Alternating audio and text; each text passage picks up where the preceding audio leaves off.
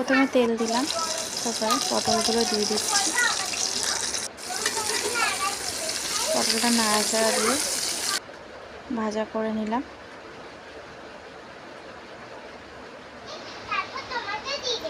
দেখুন, তারপরে আলুটা দিয়ে দিলাম, আলুটা ভাজছি।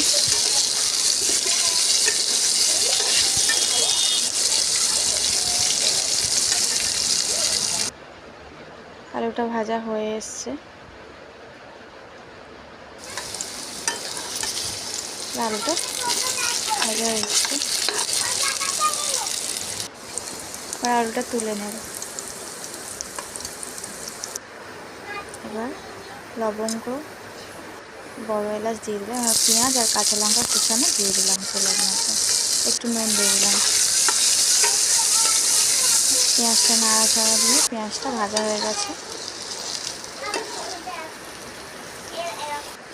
এবার পোস্ত আর আদা রসুন বাটা দিয়ে দিলাম, হলুদ দিলাম, নুন দিলাম, একটু জল দিয়ে নাড়াচাড়া করে একটু চিনি দিয়ে দিলাম।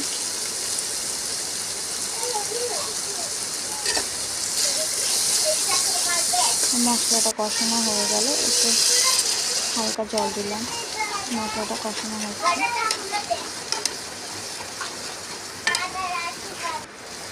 এবার পটল আর আলুটা ভেজে রেখেছিলাম, ওটা দিয়ে দেবো।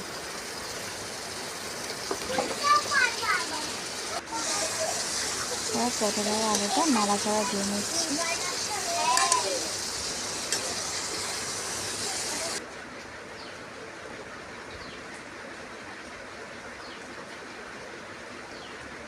নাড়ানো হয়ে গেছে, একটু ঢাকা দিয়ে নেব, ঢাকা দিয়ে কষিয়ে নেব।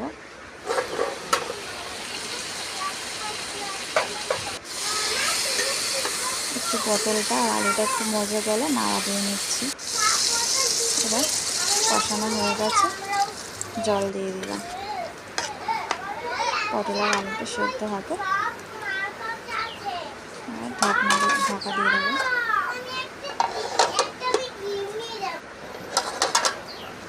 দেখুন, এবার দেখি আলুটা সেদ্ধ হয়েছে নাকি, আলু আর পটলটা।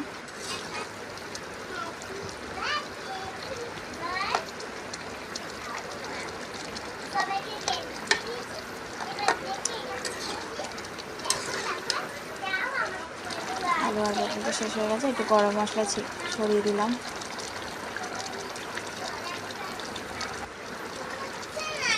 এবার নাড়াচাড়া দিয়ে রেডি কষা কষা পটল আলুর তরকারি। আপনাদের ভালো লাগলে প্লিজ লাইক, কমেন্ট, শেয়ার করুন।